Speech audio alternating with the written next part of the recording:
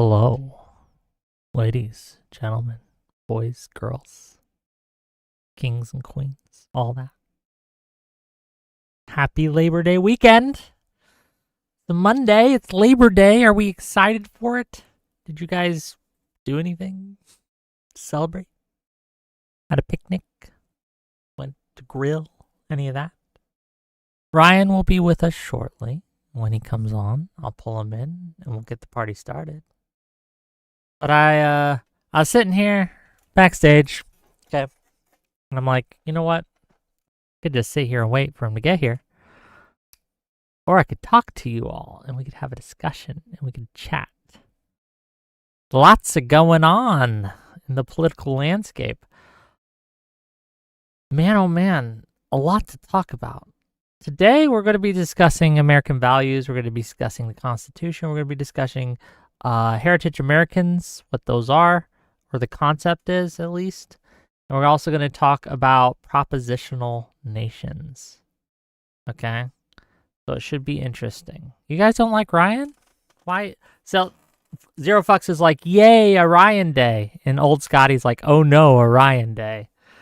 Yeah, we're going to have Ryan Mullally on to talk. It should be interesting, okay? But yeah, we're gonna discuss the difference and why it matters, why the difference matters now. There are a lot of people who are not to give you too much of a sneak preview, okay? But there are a lot of people who are pushing this idea of heritage Americanism, okay? And it's just frankly blood and soil rhetoric. There's no real other way to put it. It's blood and soil shit, okay? I reject it entirely.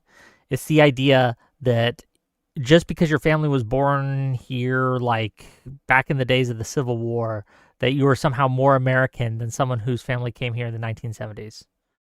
Right? Oh! Female Escort IRL actually caught the stream live. Welcome, welcome. Nice to see you. MR Hammer. Good morning, Wick. Good morning. Well, good evening. Good afternoon, I guess, at the latest. Concluding postscript says a propositional nation is civic nationalism, a shared national identity based on liberal values and principles. Not nationalism, I wouldn't say. But we had that debate on Friday. But it is a nation that is based on a set of ideals or ideas. You are right about that.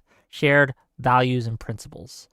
Reagan spoke about it. I'm going to quote it when Ryan gets here, and we'll talk about it. Okay. Let's see. Who else is on the YouTube side of things? Old Scotty, nice to see you. Zero Fucks, always a pleasure. Welcome, welcome, welcome. We got a great week of content coming up for you guys, and today is just kind of like wetting your whistle, okay? It's getting everyone kind of ready for the talk. Okay. Ryan's here. We're going to bring him on. Make sure you say hi. Make sure you are nice, but we'll see.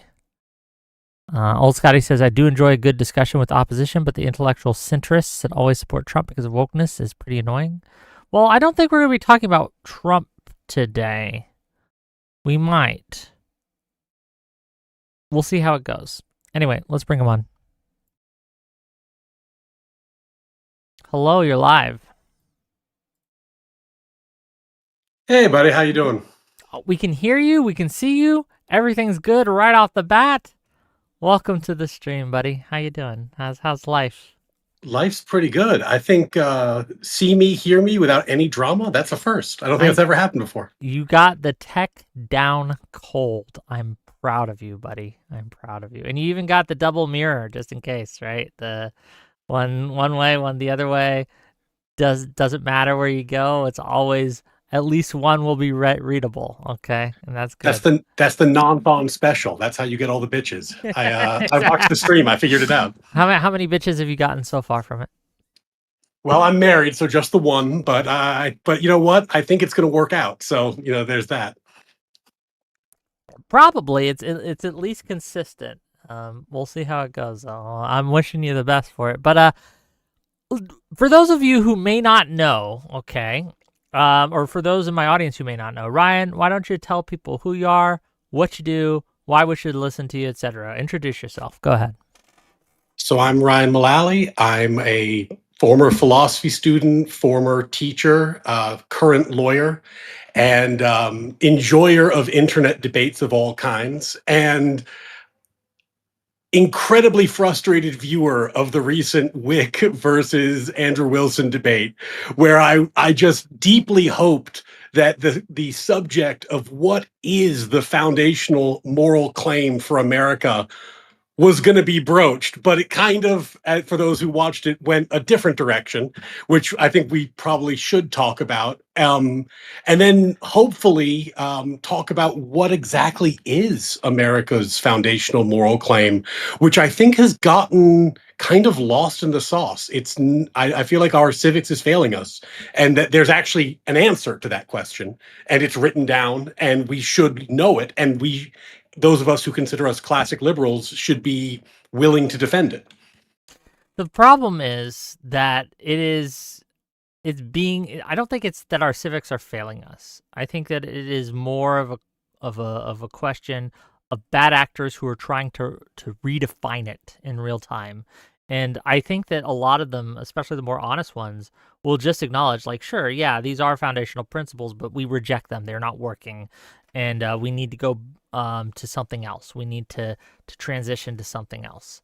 And I think that I see this more and more often, especially I've always seen it to an extent on the left. Okay, there's always been some kind of, growing up at least, right? This kind of like rejection of, or the painting of the founding as somewhat of a moral failing, right? And they'll usually point to things like slavery, things like how we treated the Native Americans and all that, the Trail of Tears, all these things, and to be kind of like moral failings. And America was built on a immoral foundation. Uh, Nowadays, I see a lot of the people on the right attacking the founding principles, but from a different angle, right? And I think this is kind of summed up, and a good example of this is in the questions, I guess, that I want to talk about today. But I'm going to let you take the lead for first, right? But I want to talk about the ideas of what is a heritage American versus the opposing idea of a propositional nation. And we'll talk about what those are and things like that. Just to lay my cards on the table, I think America is a propositional nation. I think it was laid out in the Declaration of Independence that that's what we were, right? And I think the history of our country bears that out. I think the idea of heritage Americanism is just blood and soil rhetoric, and I reject it entirely. But I told you you would be taking the lead on this, so why don't you start us off, and we can talk about what you want to talk about. Go ahead. Yeah, no, I agree with you. I think that the left's rejection of what I would agree with you also that it's a proposition. It's a philosophy. It's the American moral claim. It's a moral philosophy, and the left's rejection of that, and my kind of, which probably happened long before I kind of did my leaving the left, but that was why it happened when I recognized it. And the right, I think it's a newer thing, but in some ways it's the old story, right? Like America is unique. Most nations are ethno-states, theocracies, blood and soil. Like they really are. There is a foundation which is purely about something that's kind of a more traditional basis for a country, which is like, let's just call it blood and soil. That's what it is.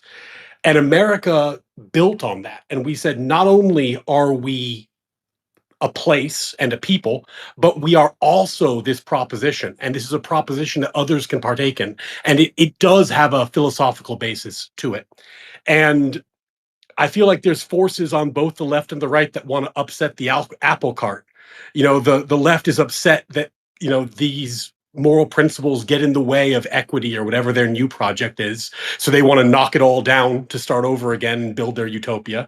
And the right is upset that these moral principles get in the way of them going back to a theocracy or nationalism or some other form, reductive form of government that would suit them or in their mind would suit them better. And I think that part of what's happened for those of us who occupy like the classical liberal position is we've been a little bit tentative. We tend to say like, let's all live and let live. And instead of forcefully defending what our view is and why it's good, there's a little bit of a sense that we should be infinitely affirming other people's views because we feel like legally they should have the right to have them. And that's a different thing. I'm not saying that we should take away anyone's right to speak. I'm saying that we should call them immoral. We should call their ideas bad, and we should win that fight because I think we're in the right. Well, there's a lot to there's a lot of ways I can pull on this Gordian knot we have, right? Because there's a lot of concepts that are at play. I think the first thing we should probably do is, since we both agree that we there are a set of ideals, American ideals, American foundational principles that I think make us a country and what our country generally operates, even though we're not perfect, like the country has violated its morals on several occasions during its history, right? Um, what to you would you consider the foundational principles that America is built on? Let's get through that first, and then we can talk about all the other stuff. Well, the great thing about that is that we don't have to guess. We have two key foundational documents, right? And like every debate, bro, when you ask them a question, the first thing they're going to ask is legally or morally, because legally and morally are very distinct questions. And we have two documents. We have the Constitution that lays out our legal framework, and we have the Declaration of Independence that lays out our moral claim to nationhood. And we talk about the Constitution a lot because it matters for the news and for the law and for politics. So it's something we talk about a lot. We don't talk about the Declaration of Independence as much. And we really should, because it makes this very clear. I don't know if it would be helpful to share screen and put it up. I could try to do that, or if you want to do that, either way. I don't know if it would be helpful because yeah, we'd have to mess with the to get people to be able to read it and things like that. Oh, It okay. might be just helpful to just go over it, right? And just to hit the highlights. But gang, if you want to follow along, you can Google the Declaration of Independence. Okay, It's it's a pretty famous document. It's pretty well out there. Um, but it's surprising how many people have never actually read it. it's worth reading, especially the first two paragraphs, which are really short and pretty much what we're going to be talking about now, because the Declaration of Independence is many things. It is a list of grievances that are very specific to that time and place. But like any philosophy, like any moral philosophy, you have to start with a foundational axiom. Like, you're not going to be able to prove a philosophy all the way down. You have to start with something that is irreducible. And our founders, being a mix of Christians and deists, were not one thing. They weren't all Christian. There were people who had different beliefs in the mix. Jefferson himself was a deist, meaning he believed in God but didn't believe in any specific claims of revelation or miracles. So when you ask him to write this document, he's not going to write down the gospel of Jesus Christ is our foundation. He's not going to write down the Torah as our foundation. What he wrote down was what I would call the moral floor. What is the common denominator that would be the moral foundation for people in that era?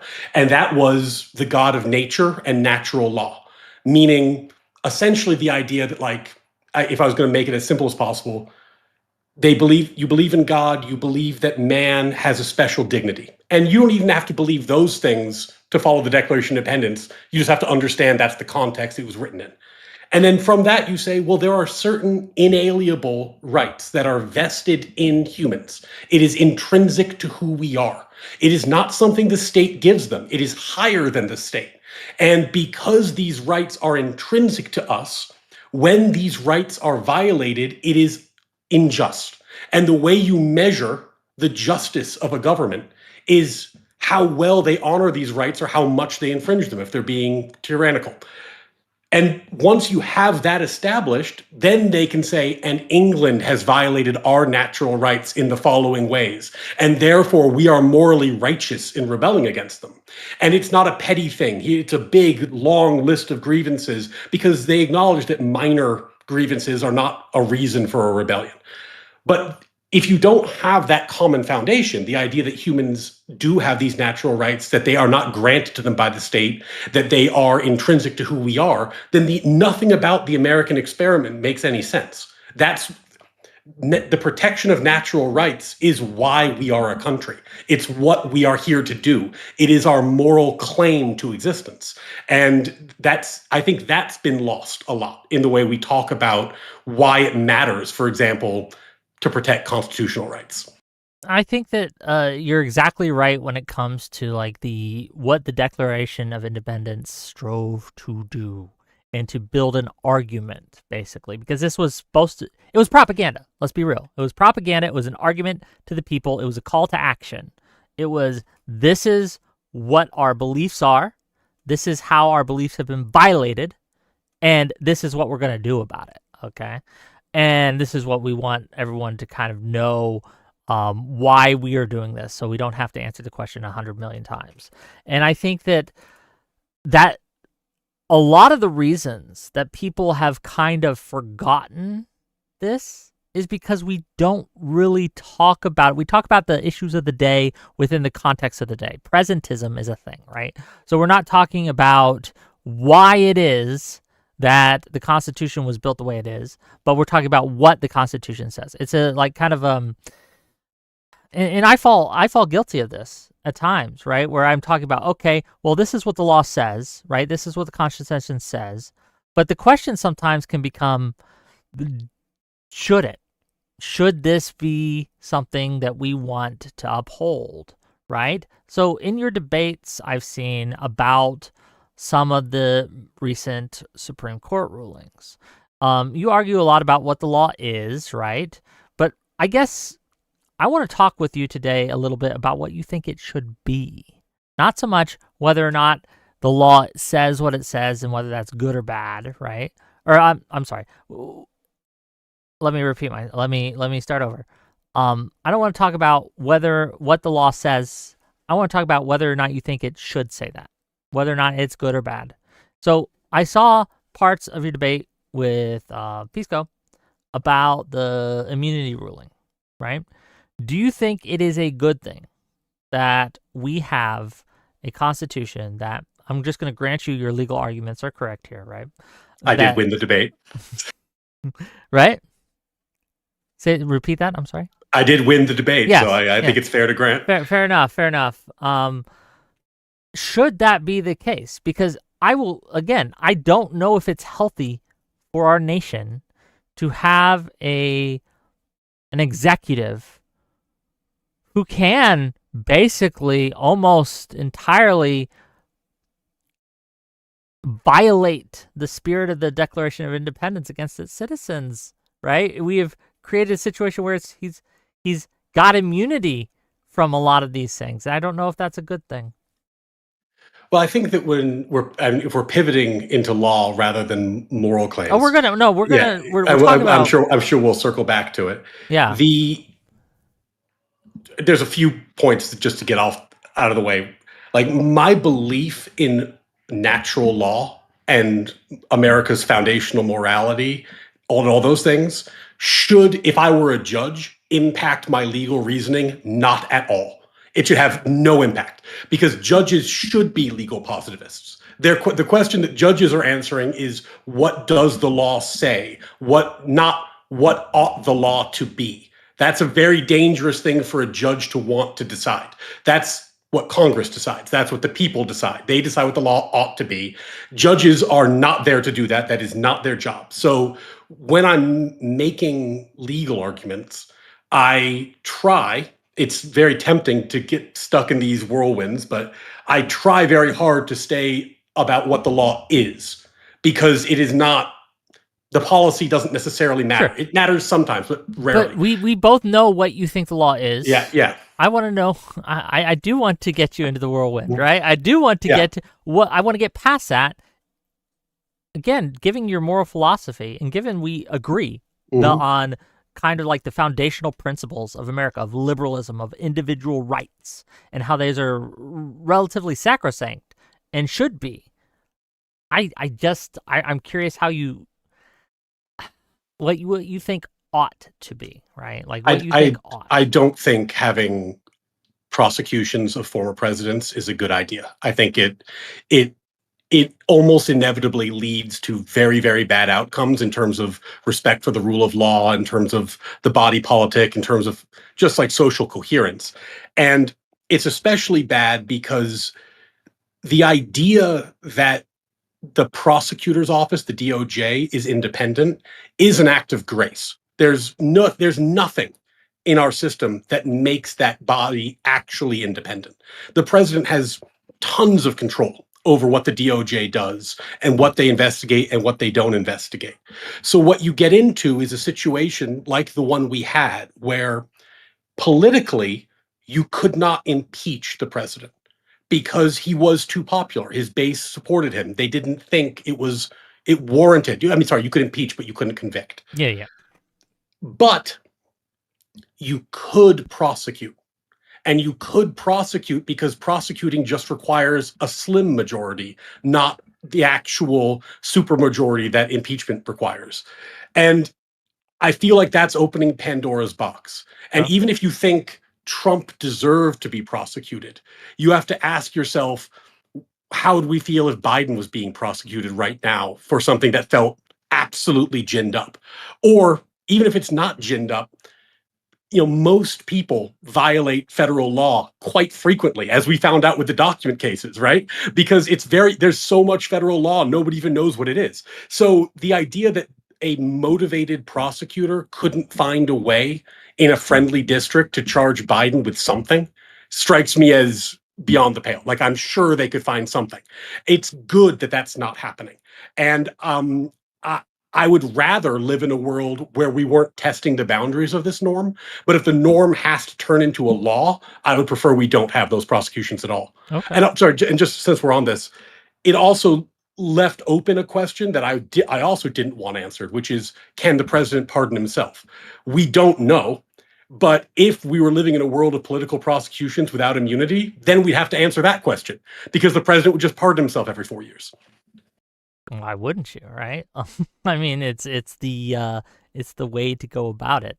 Though I do think that maybe we should, whether the law lets you or not, I do think it would probably be a good idea for future lawmakers to write into law an answer to that question. Does that make sense? And to make sure that presidents cannot just I don't think pardon they can. themselves. I think I bow to your legal expertise here. I'm just saying what I would like to have happen, what I think would be a good thing to have happen, not whether or not it can. Does that make sense? Absolutely, yeah. Based on how the immunity ruling came down, I think the pardon power is core and exclusive, so Congress has no power to regulate it. The answer is whatever the answer is. But hopefully we never know. Like, we went, what was it, 234 years without prosecuting a former president for his conduct in office. I'd like to go another 234. So hopefully we never figure this out. I don't I would know. love to Look, never know the answer to this question. I hope so too, but I'm worried, and I'm just gonna be real with you. I'm not a doomsayer that think we're not going to have an election in midterms or anything, or I'm not trying to say that. But I do feel as if the fundamental fabric of our nation and the culture of our nation is being ripped apart. I do feel that there are forces who are grabbing like who we are as Americans and our values and just tearing them to shreds. And that's kind of one of the things I wanted to talk about today is the people on the right. We talked a lot about the left, right? I want to talk about the people on the right who are trying to rewrite what it means to be an American. So, can you kind of explain to the audience what your view of heritage Americans are? First of all, what does the term mean? What are some of your thoughts on it, etc.? And then we'll kind of get into the discussion. Yeah, I think it will be helpful to back up a little bit and talk about Go ahead. how this threat comes from both sides, because it makes it, I think, more clear what's happening. So we agree America's a propositional nation, and Yep. I think we agree that the proposition is the protection of natural rights to the extent possible. I think there's no, unless you're like an ANCAP, you're going to say that some infringement is actually necessary. There's no possibility of a perfect government. There's no utopia, but you want to infringe as little as possible. And the word games that are being played around these terms, I think, are how we got into this mess. So when you see the threats on the left, oftentimes the word games, I mean, you'll have the historical attack, like what about slavery, etc. But then you'll also have, well, natural rights. Okay, we want to protect natural rights, but doesn't natural rights mean human rights? And doesn't human rights mean the policy that I want? And isn't the policy I want a right? And by now we're trying to morph natural rights into policy preferences, and the whole system collapses. On the right, you see a similar word game being played where people talk about being a heritage American. They're talking about no, no, no. Classical liberalism, like any other system, you judge it by its results. Its results are this never-ending catastrophe. What did Wilson call it? The progressive status quo, I think is the way I don't the look. prompt was phrased. He never really said. Okay, and I don't want to dwell on it too much, right? Because I've already been like talking about it, right? But he didn't say much of anything. He would use words and define them in very vague ways, and there was nothing really to actually talk about or crunch into, right? Like he conflated nationalism with having a nation several times during the discussion. He wasn't really even able to talk about like how the Christian part of Christian nationalism related to what he wanted. It was just an exercise in him running around trying to avoid defining anything for 5 hours, 4 or 5 hours, however long that lasted. But I think that like the progressive status quo, what does that even mean? I'm still not sure. So Yeah, I mean, we don't have to get into it if you've already talked about it, but I suspect you accepted a resolution that wasn't exactly to your taste in order to get the debate going, because I wanted a liberal I don't even know that you status think quo. there is a progressive status there quo. isn't. Yeah. I don't think that we live in a progressive status quo. Progressivism doesn't really. But even if he wanted to call it that, right? Under a progressive status quo, if he is defining what we live under now as a progressive status quo, then I mean, we are getting a lot of the things done that a Christian would like. The overturning of Roe v. Wade, pushing of more kind of Christian values in certain areas. I feel like Christianity and progressivism are compatible in a way that nationalism and Christianity are just not. But that might be an argument. We could have that argument if you wanted, but yeah. Well, that's why I wanted, and we can get back to kind of the high-minded stuff in a second, but that's why I wanted some clarification from him about what he meant by Christian nationalism. Because, like, for example, if what he meant by Christian nationalism is, I think we should have, and I think we actually already have this in this country, but I think we should have an even more robust political action framework that promotes Christian politicians, people with Christian values. We vote them into office. We know that they're going to liberalism. Yeah, that's liberalism. Well, exactly. That's totally compatible. Yeah.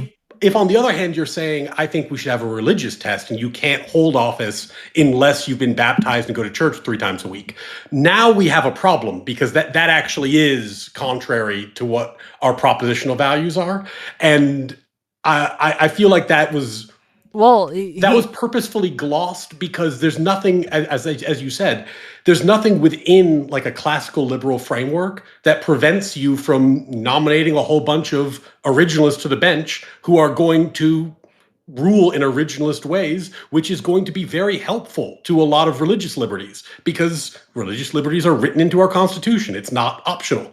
So I was unclear what he meant by that. I think that the clarity comes from my prior knowledge, and I did point it out in my opening statement. He called himself Big Papa Fascist for most of his online life before he transitioned to being Andrew Wilson, right?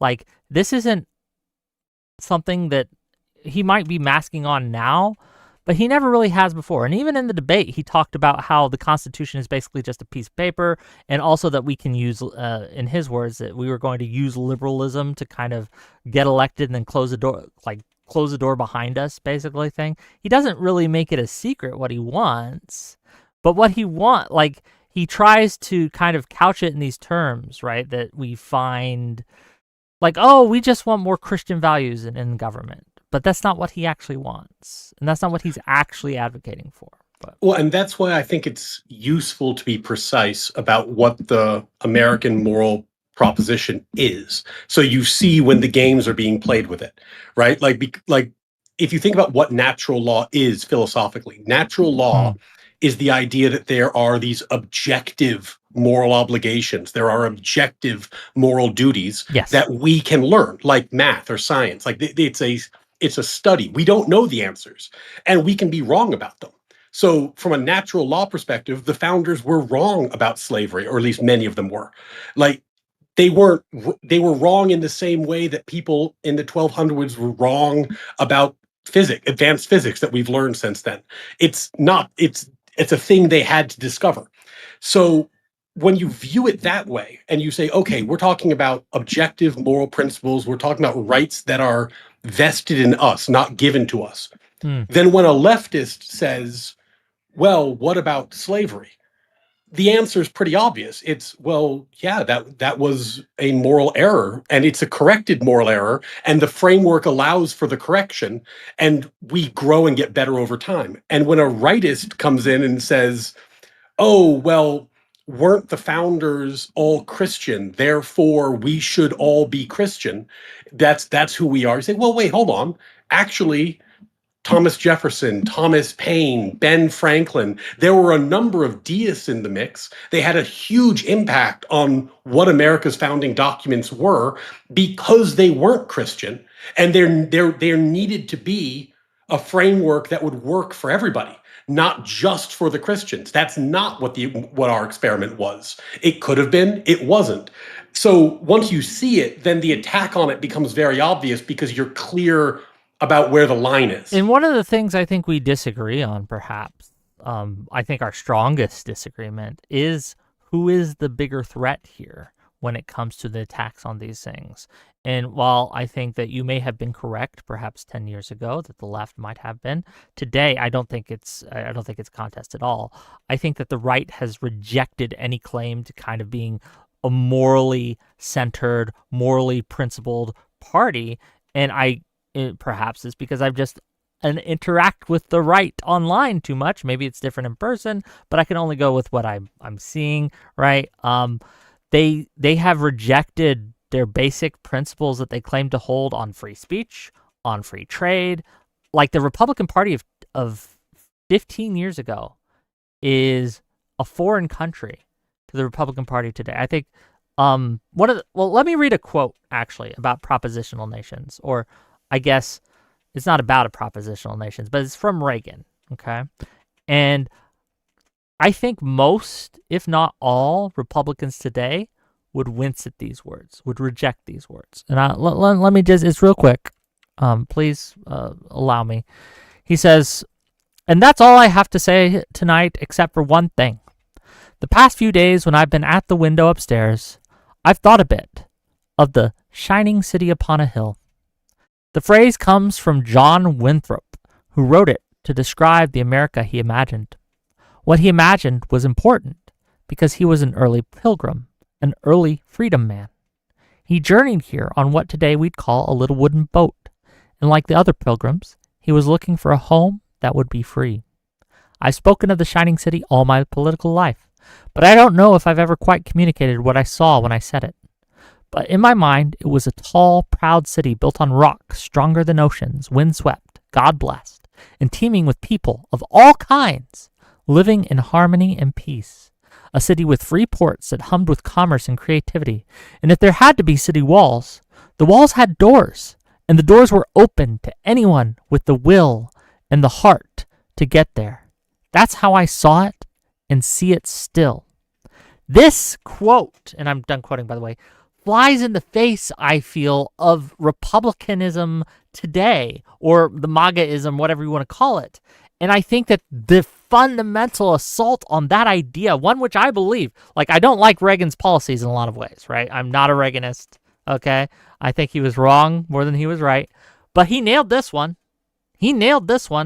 I think that one of our fundamental founding principles is that idea that anyone can be an American if they go through the proper procedures. But the Heritage American stuff and a lot of the right-wing rhetoric today just rejects that wholesale. And we could talk about the left, and we do on this channel all the time. But I want to focus on the right today because I think that you, as a centrist, right, have probably a unique perspective that maybe a lot on the left don't get from this. Yeah, no, I mean, I love the quote. It's one of my favorites as well. I think that the thing about immigration, which was in many ways the MAGA issue, right? Like that's the Yep. issue that Trump rode in on in 2016. It's the issue he won on in 2024 in a number of ways. I guess inflation as well, but really that's his hallmark issue. And I agree with you that there are elements on the right that are increasingly nativist, heritagist, or whatever frame you want to use it, where they're essentially using race, ethnicity as a proxy, right, in a way that I think strikes me as inappropriate, un-American. The thing that they're responding to is that we have a system that's set up that doesn't actually require that you buy into the American proposition to be here. And that is itself a problem because if you invite a lot of people into a propositional nation and you don't actually have a system for making the proposition what it should be, and this was at the heart of the stuff on the left about like assimilation versus multiculturalism that was big in like, let's say like 2014, 2015, 2016. Without some idea of assimilation, without an idea that you have to buy into the proposition to be here, you end up with a lot of discontent, let's call it. And then you end up with a solution that's coming from the right that is in many ways worse than the problem. And so I think there is a real danger there because then people are going to say, well, how do I know that you've bought into the proposition? I know you look like me. Well, that's not going to work either, right? Because I think that's where you see it going on the right And quite often. it breaks down. I've never seen anyone more un-American than some son of a rich guy, right?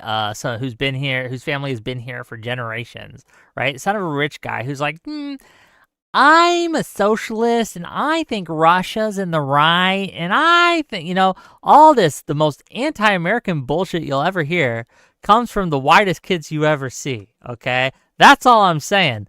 Like, I understand that there has been issues in America with immigration and our immigration policy. It's something that it's a hard fix.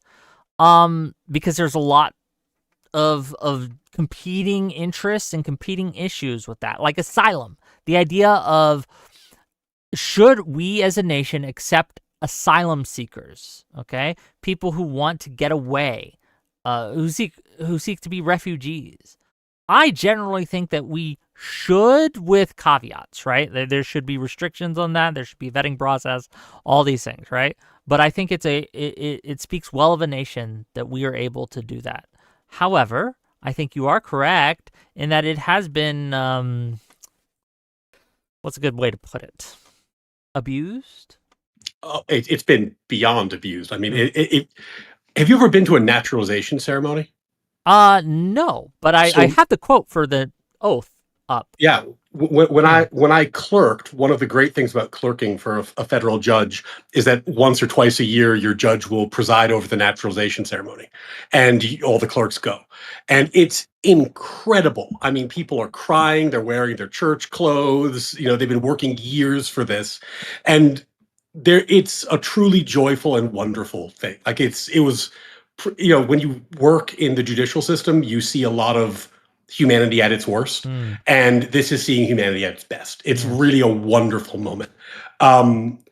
And I don't think that's celebrated enough. And also, when people talk, I know, like I talked to Pisco about this at one point, and he was saying, for example, what was he saying? He thought it was wrong for Biden to clamp down on immigration towards the election because it was illegal for him to do so, and he thought he was exercising powers he shouldn't have exercised.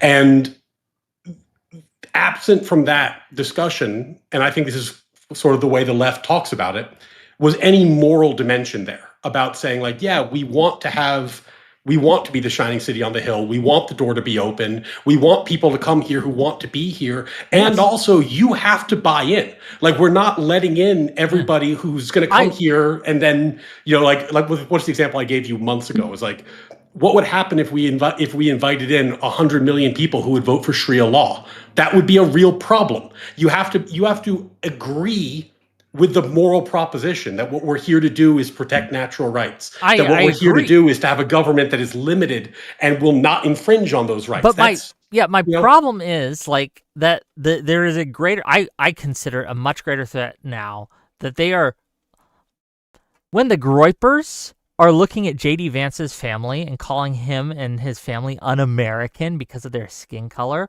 or when they look at what it was Vivek Ramaswamy, a lot of backlash from the right against him, calling and hinting that he's not American. And look, I disagree with both of these individuals a lot, okay? Especially JD Vance.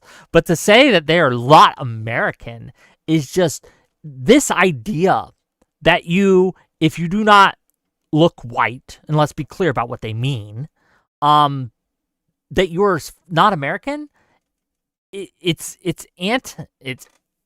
anti-American. And I know I'm using the word American a lot, but it is. It's just fundamentally anti-American. And I feel that way of thinking is growing like a cancer on the right, and I worry, right? I worry that it's just going to they call themselves post-liberal.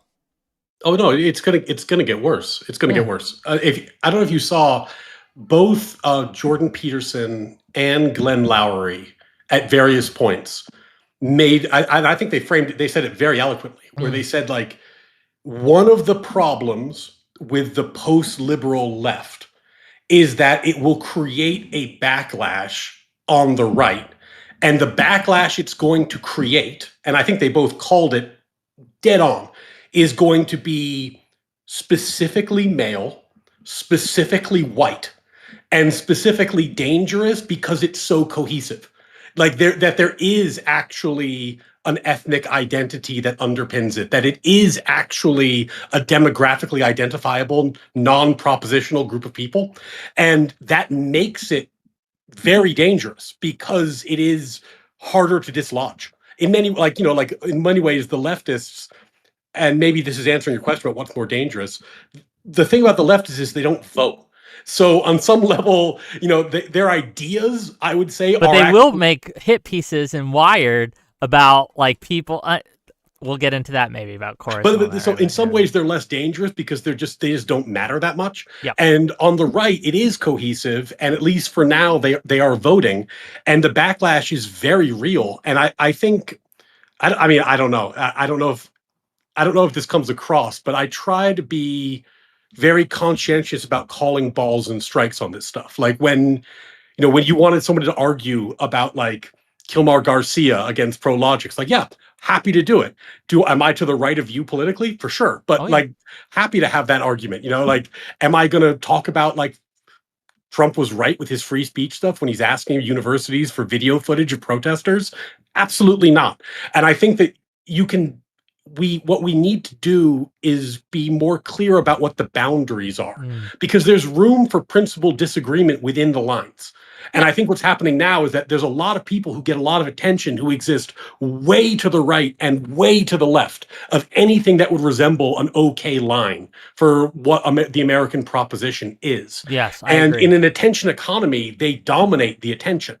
And that's hard to deal with. It's not an easy thing to counteract. And the only thing I can think of is that we need to start being more forceful about our moral propositions. Yeah, And we need and to that, make liberalism sexy again, right? We need to make the right and the left have turned the word liberal and the term liberal into a slur. Let me recount something. Let me read these super chats real quick, and then we'll get to it. $2 from Testicle Johnson to say the $2 Canadian. I want to be clear to say the Constitution is mid. Okay, Canadian, right? We'll listen to you when we take you over and make you our 51st state. Okay. Old Scotty for $2 says, when saying left, clarify far left or Democrats. Okay, so what I mean when I'm talking about the left is I'm talking about the far left. Democrats are on the left, I guess, right? But I think I would see the Democrats and like the liberals as I, again, I'm not talking when I'm saying the left, I'm not meaning them. Does that make sense? I don't know what Ryan here means, but that's my clarity, right? I'm talking about the tankies, the socialists, the liberals, the post liberals, blah blah blah. Right? Well, as you know, I've been asking for clarity on that point for a few weeks now, mainly because I do want to know where the line is. Like the thing that kind of triggered me on that was when Econoboy came out and was just like, "I'm a socialist now," and everybody in that circle was like, "All right, that's cool." And I was like, "Wait, what do you mean? What do you mean that's cool?" Like, because my reaction to somebody saying I'm a socialist is that's outside the boundary. In the same way that someone saying I'm a Nazi is just outside the boundary, like, or I'm pro-slavery. It's like it's outside the boundary. You don't. It's not a position that gets to exist within the civil discourse without being met with derision and moral indignation. So I was concerned when that happened because I was like, wait, what is happening over there that I need to be aware of? Or what are we flirting with as the counter move to the counter move on the right? Hold on, I gotta answer something real quick. 1 second.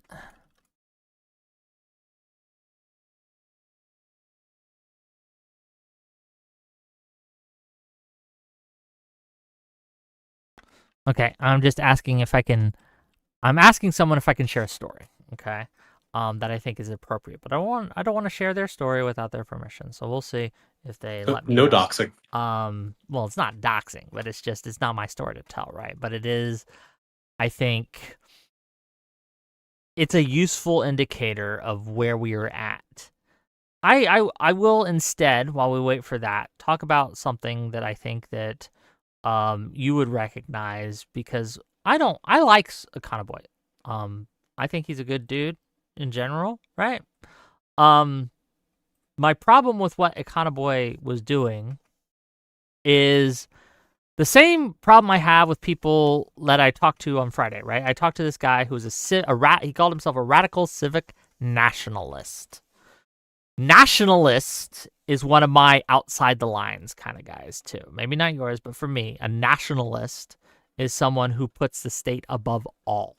Okay? The state comes first before you, before me, before our families, before our beliefs, before everything. Everything is in service to the state. And I talked to him, and during our conversation, he's like, "Well, I'm not actually a nationalist. I just use it to sound edgy and get people's attention." Um, and it was apparent like he had some liberal beliefs, right? But he was flirting with little nationalist beliefs. But I wouldn't say he's a nationalist. Um, I think that's a dangerous thing for people to do because it launders the term. It makes it more palatable to the public, and it should not be. So if someone says, I'm a socialist, or I'm a nationalist, or I'm a whatever, the reaction should be one of shock and aghast and disgust, frankly. But when you have people who are nice people who don't who advocate for the soft version or whatever they want to call it, but it's not like actual socialism or actual nationalism. I still think they're doing harm. I still think that they're hurting the discourse because they're allowing people to say, "Well, look, I'm a socialist, but you like Econoboy, right? I'm just that." When they are absolutely not just that, right? Or when someone's like, "Yeah, I'm a nationalist, just like the Gusak guy." I think I may have gotten his name wrong, right? But forgive me. Like that guy, yeah, nationalists like that. When they're absolutely not like that. And this is the problem I'm having with a lot of people using these extremist labels and extremist terms. It's also the problem I have with people who have denigrated liberal as a term because it's no longer sexy and people don't want to identify as liberal anymore. It's seen as verboten. It's seen as, oh, you're just gonna get made fun of all day, right? You're just a liberal, ha ha ha. And I want to fix that. I want to change that. How can we make okay, Ryan? How can we make liberalism sexy again? I mean, yeah, the first thing is not at all sexy, but it has to be done, which is we have to start calling people out on just using terms wrong. Like the fact that liberal got turned into a slur for anyone left of center is a great example of that. I republished, I put this up many years ago, but I republished on X today a short piece of writing, which is kind of like tongue in cheek, called "The Boy Who Cried Socialist," because you know, any the idea that you want more social programs does not make you a socialist. We're not talking about the means of production in that conversation, and there are many reasons to argue about whether too much of a welfare state is a good thing or not. That's a separate question. That's a policy conversation.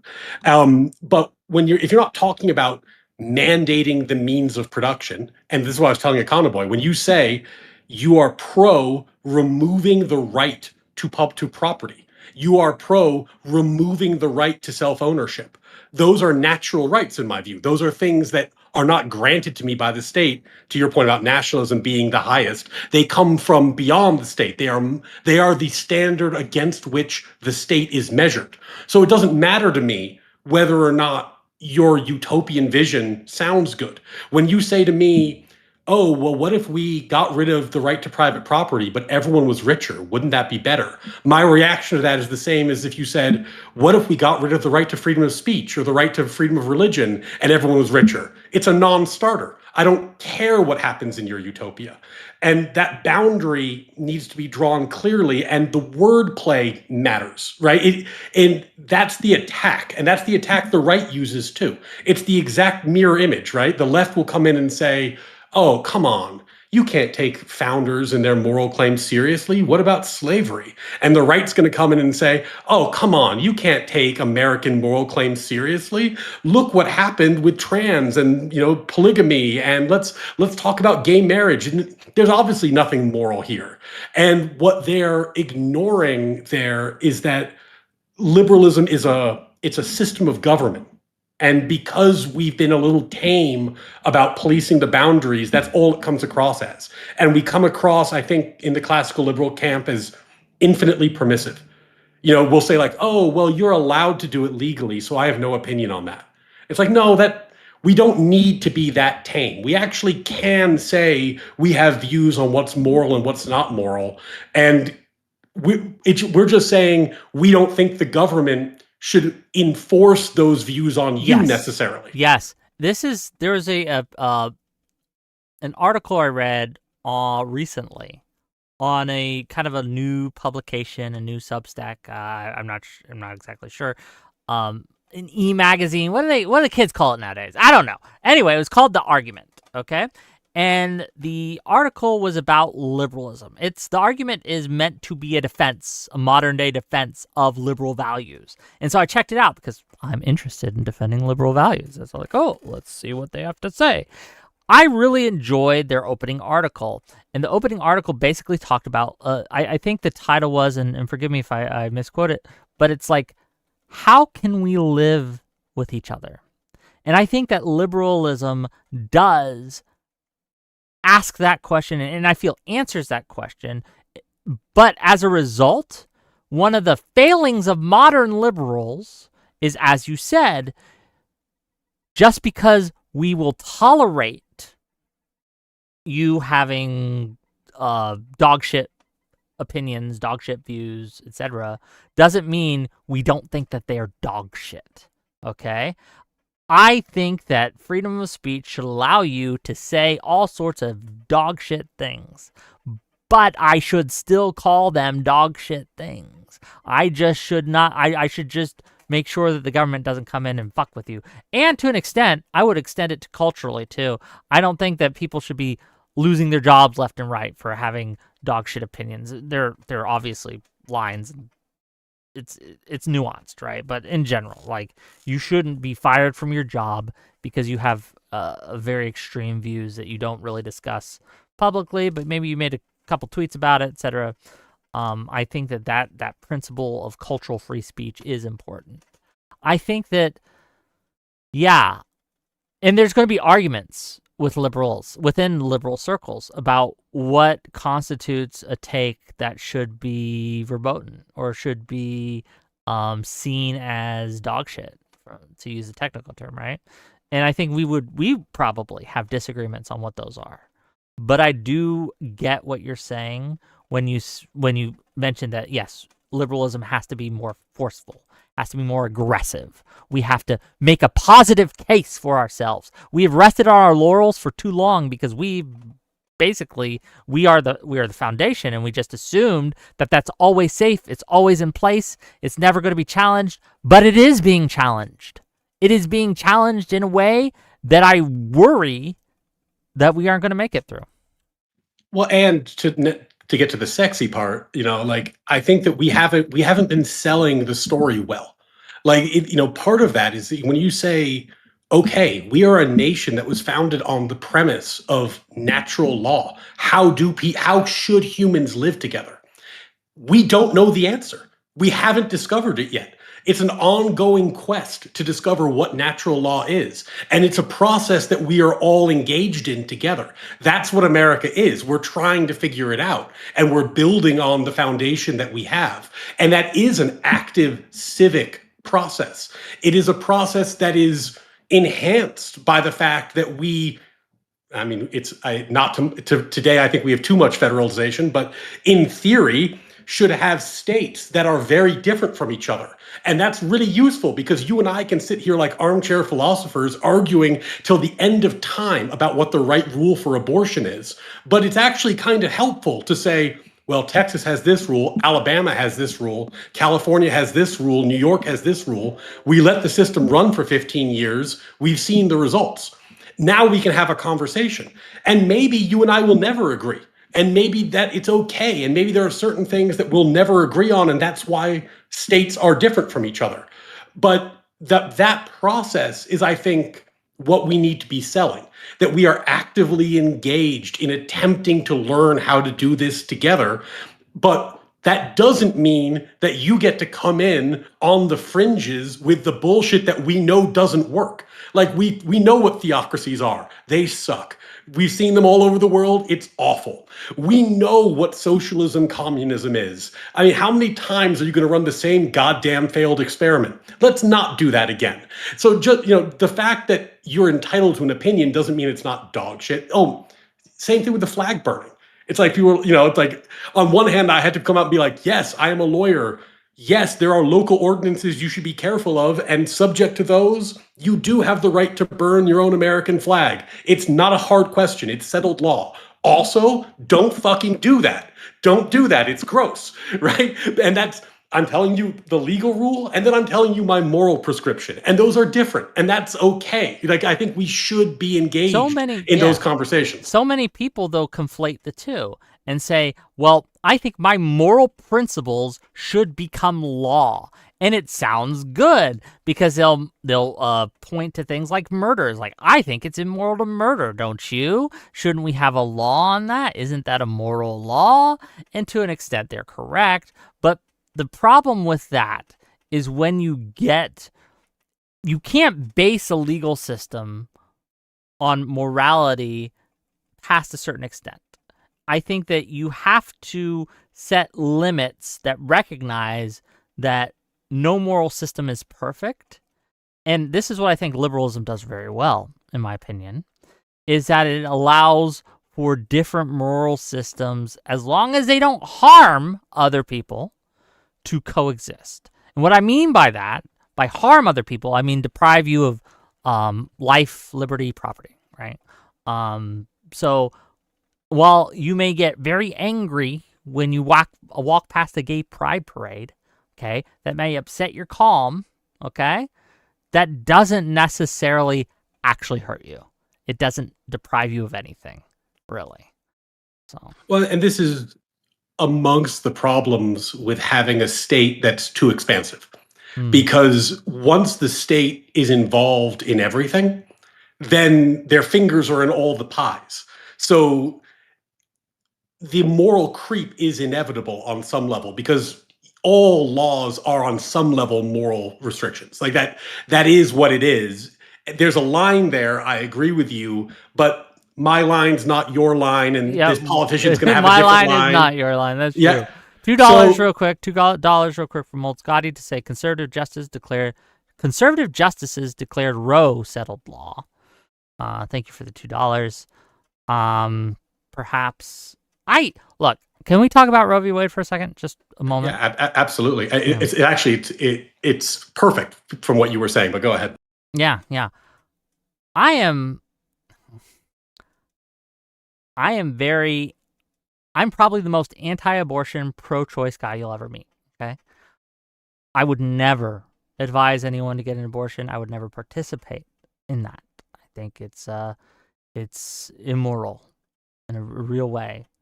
That said, I don't think the state should be dictating these things because there are so many extraneous harms that come when you have the state try to set limits on these things past a certain point. And I think that we are going to see harms come from the overturning of Roe v. Wade. Now, do I think it was good law? No. And I think Ruth Bader Ginsburg agreed with me, right, that the law was kind of shaky and things. And I do think it should have been codified legislatively, but we didn't for a lot of reasons. And I think that this is kind of like where we see morality and legality kind of butt heads, and where I think that, okay, I don't want my moral system to be codified because I think that would take away the rights of other people who may not agree with my moral system. Does that make sense?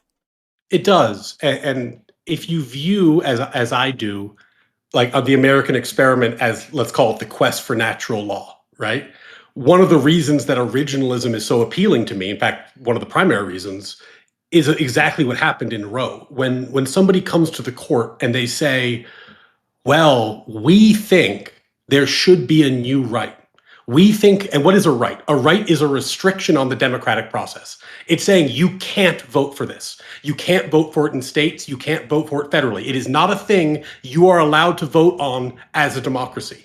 We think there's a new right. We would like you, court, to pronounce a new right that didn't exist and wasn't ruled on by the people. That's very dangerous because I don't think courts are well positioned to do that.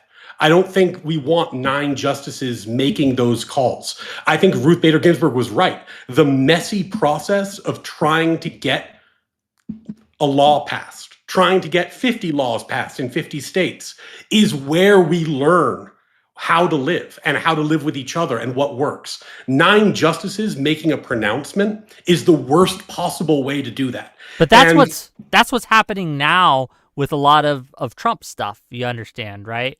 Like they are the problem. Part of my problem with Trump, okay, is this executive order, rule by executive order that he's doing.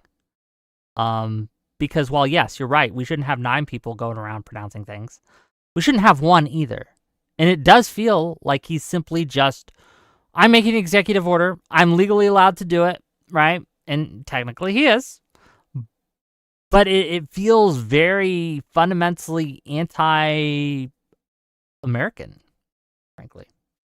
Well, the executive and the court are not situated in the same way.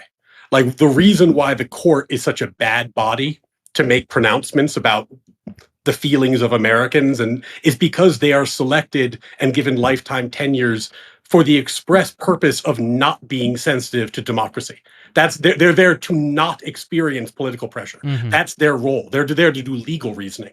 The president can get voted in, can get voted out, can be impeached. Like the president actually is supposed to be responsive to the will of the people. Supposed to be. Yeah.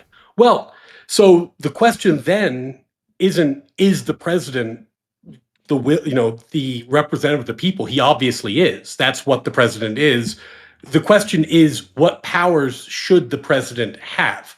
And I think one thing that we are overdue for as a nation is a conversation about how powerful the executive branch has become, because it's been a one-way ratchet. Like I came to political age, like I was a freshman in New York on 9/11. So that was my first week in the city, 9/11. And there was, ever since that day, a one-way ratchet of the executive branch just getting more and more and more and more and more powerful. And I know when I was kind of like a card-carrying lefty, I loved it when Obama used the power of the executive in creative ways to get things done that I wanted done because it was my guy. And but then that should give you pause when the next president who's not your guy picks up those tools and runs even further. And they And I have been think, doing it, right? oh my I will God, agree with endlessly. you. I will Yeah. agree with you that both sides are guilty of this. Every time a new executive comes to power, the first thing they do is start abusing their power. In my opinion, I don't think that they should have these overarching rights. Again, for the reason I laid out, and I think for the reason you hinted at, and I understand that you think that the courts and the executive are in a different place, and they are. But I am simply saying that the reason we have a Congress is because while we do have the executive branch is representative, I would argue that the Congress allows for more nuanced representation, for more kind of granular representation. And because a lot of people will vote for the executive while not liking a lot of what the executive has to offer. I know I held my nose. Held my nose, and I voted for Kamala. I didn't like a lot of what she had to offer, but I just thought she was better than Trump, and I stand by that. Um, I'm assuming, maybe I'm wrong, but I'm assuming many voted for Trump in the same way. And so when they are using this executive order in order to bypass Congress and the Senate, I think that it is harmful to our nation's structure. I think it's harmful to our nation's cohesiveness in a very real way. But when I say that I'm like a limited government federalist, like I would prefer the federal government be smaller, this is why. Our system is designed for Congress to gridlock. We are the country that is the hardest to pass a law in of any democracy of which I'm aware. It is incredibly hard to pass a law. You need bicameralism, presentment. This is not how it works in most countries. And what that does is it makes it very hard for the federal government to act. And the presumption is that's okay because the states are doing most of the Yeah, the lifting. states are this. Look, gang, if you're listening, your local government are going to have much more, or should have. I don't know about nowadays, but most of my life, your local government is going to have much more of an effect on your daily life than the federal government will. It's just true. But what we did is we nationalized everything. And even on the right, by the way, like in the Newt Gingrich era, when they were focusing on local politics, they were focusing on local politics to win national politics. So even then, it was still focusing on national. And the idea has become that everything's a national political issue. But Congress can't actually respond like that. They get gridlocked, so they delegate powers to the executive because he's not gridlocked. And then the executive has all these new powers and uses them. And when it's your guy, you love it, and when it's not, you don't. But that's the problem. The problem is that we've made all these issues national. Congress can't structurally; they just can't operate on that level. So they have to delegate it to the executive, and that becomes a Yeah. never-ending cycle of executive power. Let's talk about the executive power for a little bit, because one of the big things with the recent tariff ruling, right? I don't know if you read it. It's long. I've read parts of it, but Yes. I'm getting up to speed. But I think that the question becomes, should the president, what restrictions on declaring an emergency should be put in place for the president? Should the president simply be able to announce, there's an emergency, and then bypass a bunch of restrictions that were put in place with a kind of like a loophole, for lack of a better term, that says, well, in an emergency, though, you can, but outside of an emergency, you can't, but in a state of emergency, you absolutely can. I think that because that's the loophole, as I understand it, that Trump is using to put all these tariffs everywhere and to fuck with the trade. He's like, we're in a state of emergency. And I would just ask the Republicans in my audience and the right-leaning people in my audience, is this a power that you want the executive to be able to have? Because I promise you, if you do put this as a power that the president is able to have, the next Democrat that comes into office is going to declare climate change emergencies everywhere for everything and will just be able to bypass all the blocks that we seem to have in place. It's not something I want, and it shouldn't be something you want. I don't know. What are your thoughts on this? So I was just looking it up. As of July 2025, 90 emergencies have been declared since 1976, when the National Emergencies Act was implemented. 42 have expired, 48 are continuing. We have 48 national emergencies today.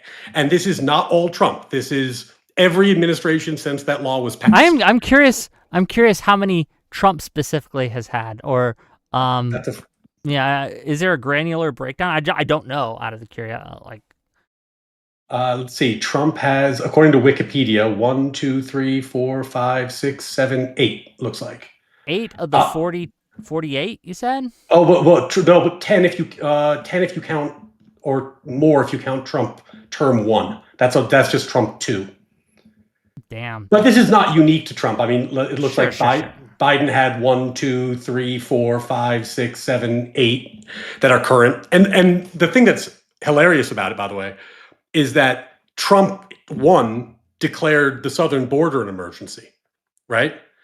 Under Biden, the numbers got worse, but it was no longer an emergency. And then under Trump, it is still an emergency, even though the numbers are way better. Because the thing about emergency laws is that there is really no way for courts to police that.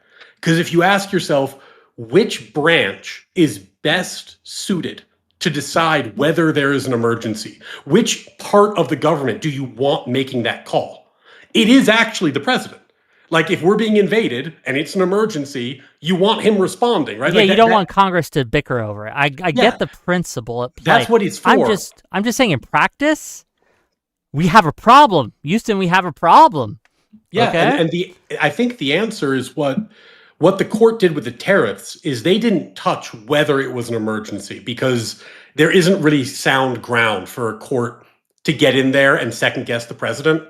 And for reasons you could imagine, like could you imagine if we were being invaded and then somebody ran to court and was like, I need an injunction. You can't use the military. That's not really an emergency. This is something a court should decide. It's kind of preposterous. Like, the president is there for the reason we have an executive branch on some level is to deal with emergencies. So what the court did is it went through and it said, is tariffs really a power that was delegated by this law? Because it says you can regulate imports. Does regulate imports mean tariffs? And they went down that road, which I think is a better approach. Can I just challenge you maybe a little bit on this? Because I agree with you 80%, 70% of the way on the court shouldn't be delving into what is and is not an emergency. And I think you make a compelling argument. But I wonder, and I'm not a lawyer, so I'm at a disadvantage here, but I wonder, is there not if it can be demonstrated to a reasonable degree by a reasonable person that there is no actual emergency in this declared emergency, I do think that the court should be able to step in and say, we all know you're lying, buddy. We just know that you're making this shit up. It's obvious to everyone. I don't know. Again, I don't know the legalese about that. Like, you would be much more in a position to talk about that. But it seems to me, just on a reasonable level, that we should be able to look at that. There's not an emergency here. What the fuck are you talking about? Like, we can all imagine cases where it's clear it is an emergency, and we can all imagine cases where reasonable people might disagree on whether it's an emergency. But can we not imagine cases, and shouldn't there be a way to set up a system of tests, maybe, like we do for free speech, like we do for everything, like the Brandenburg test, like a system of tests that the courts can go through and say, well, is the president being honest here about what this is an emergency? I don't know what those tests should be or what they should look like, but it seems to me that they should be able to craft a system. Right? I think we're starting to see the development of law that could lead in that direction, but not with the kind of law we have on the books. We would have to actually pass new laws. And here's what I mean. If you look at the laws that just say, if there's an invasion, like the Alien Enemies Act, right? Or a potential invasion, doesn't have to be even a real invasion. Or if there's an emergency, that doesn't give courts much to work with. Like, there's no real standard there. There's no case law to look at. There's nothing in our common law about courts telling, King Richard, no, that's not really an emergency. There just isn't a legal tradition to hook into, and the law doesn't give the court much to work with. But if you look at what the Ninth Circuit did when they were evaluating Trump's use of National Guard in California, one of the hooks there was if the federal government is unable to enforce federal law, then you can use the National Guard. That's not an emergency. That's a much more articulated standard. And with a standard like that, the court was able to look at it and say, like, well, what does that mean? It doesn't mean you get interfered with once. Like 99% effectiveness couldn't be the standard, but it also doesn't mean zero. Like if just because you can enforce it every once in a while doesn't mean you're not being prevented from enforcing it. And we can use that standard and come up with a legal test that we think could stand the weight of scrutiny and might go to the Supreme Court and be okay. And I think if we started getting rid of some of our old emergency laws and passing laws that were more modern and had more modern legal language and had more articulated standards like that, which would be a lot of work and would require a functioning Congress, then you would start, this would be how you fix the problems. I don't know that we can expect the courts to rescue us because I don't think courts are going to be comfortable going out there and saying, no, the president's wrong. There's no emergency. It's fraught. It's fraught. I think I'm 70% with you on this, that there are problems with the courts making these declarations and decisions and something that should be the purview of the executive. But I do think it's clear that it's not working, and we need new laws regarding the emergency powers. But the problem with that, and this is the incentive structures at play, no one wants to get rid of them. They want to use them themselves. They want to use them themselves. They don't want to get rid of this thing. They want to say, well, the enemy's doing it. It's pretty effective. Let's do it too. And this is kind of the race to the bottom that we are seeing play out. And I know a lot of people hate on me for saying that both sides do this, but they do. I fundamentally disagree with you that the left does it to the near the extent the right does. Right is like at a power level way over the Democrats and how they're exercising these things, right? But I will look. I'm getting sidetracked, but I think it's important. I think that a lot of the people are mistaking the left for Democrats. And they are looking at what people on the left are declaring, the Taylor Lorenzes and all those people, right? The Hassans are saying they want to do, and they're assuming that's what Democrats want to do. And I don't think they're the same. I think that the left is at war with the Democrats right now, and vice versa. I think that the Democrats and the left are fighting an existential battle. The left is trying to coup. That's the term I think Destiny uses. I don't use that term. I like the term parasites. They're trying to infect the Democratic Party. And that struggle and how that plays out is going to, I guess, it's gonna decide the future of our country, in my opinion. Yeah, I mean, I think I posted this in response to one of Destiny's tweets recently, where I was saying, I wish we had four parties. I wish we had, the socialists, communists, the Democrats, the Republicans, and the monarchists. And, then everyone could be in their box and we could know who's who. And when the socialists and monarchists poll at 2%, we'll know that too, right? So I think there is a fight happening. I don't think it's a majority. I think it is a vocal minority. But one thing that Trump did, which is unique in modern politics, is he got the fringe on his party's side to vote. Like, you can imagine if somebody could get the socialist left to vote, they'd be incredibly powerful, right? He did that for the right. Well, I don't know about incredibly powerful, right? Let's not there's not a lot of them, okay? But it's enough. It is enough because we're deciding on the margins, right? In modern politics. I don't think that power can be passed on. And this is just me spitballing, but I think when Trump's no longer in the political picture personally, I don't know that the dissident right keeps voting. I think they might slowly stop voting the way that they weren't voting prior to him. They're not going to support JD Vance. They're not. You see them going to war with him right now. He's not white enough, yeah, right. So I mean, that's what I Yeah. mean. Like, I think the dissident right, like the socialist left, tends to just implode when they no longer have their inspirational leader on the exact center stage, and that's what we saw in the midterms with Trump, where if he's not on the ticket, they're not voting. We'll see. We'll see. Um, Can how do you? Oh, go ahead, please. I will say, I I don't know when the next moment's going to come to fix this problem. I thought we had one. As you can imagine, given my politics, I really was holding my nose when I voted for Biden. Like, I did not love that vote. In fact, I promised myself it was the last time I was going to hold my nose to that extent and cast a vote.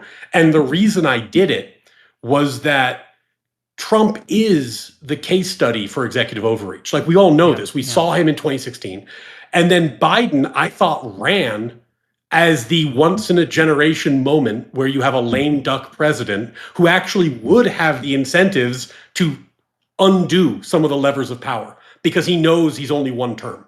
That's what I thought was happening. So you can imagine my surprise when it went totally the opposite way, and now we've got. Did not happen like that. Oh no, it did not. He actually, if anything, widened executive power as much as anybody. Like I said, every president that comes in has that incentive on the table. It's like giving someone huge amounts of power to enact what they think is righteous and what they think they were elected for, and asking them to not use it. It's incredibly hard to say no to. And I can look, we sit here with our principles in our armchairs, but we don't have that access to that power. And I would hope I would be principled enough to say no. But would I? That's a question, right? That's a question. If I could say, if I am given a lever and they say, well, yes, it would bypass and bypass a lot of the constitutional protections, all these things, if I pull this lever, but also you'll get what you want. You'll get that policy that you've always wanted, right? That you think will make the world a better place. You're going to get it. Just pull the lever. It's okay, right? Everyone's doing it. Like Trump did it. Biden did it. Obama did it. Bush did it. You can do it too. It's okay. I think it would be incredibly tempting. It's very, very tough. And it's tougher now because we're in this weird era where everybody thinks that they must be able to have a say in how people who live across the country from them live. There's a sense today where it's like, oh, they let trans people in bathrooms in California. That's a personal issue for me in Ohio. They let people. Yeah, it's crazy. They have abortion restrictions in Texas. That really bothered. Like someone asked me, because I have daughters. They said, like, well, after Roe got overturned, aren't you worried for your daughters? And I was like, I live in a blue state.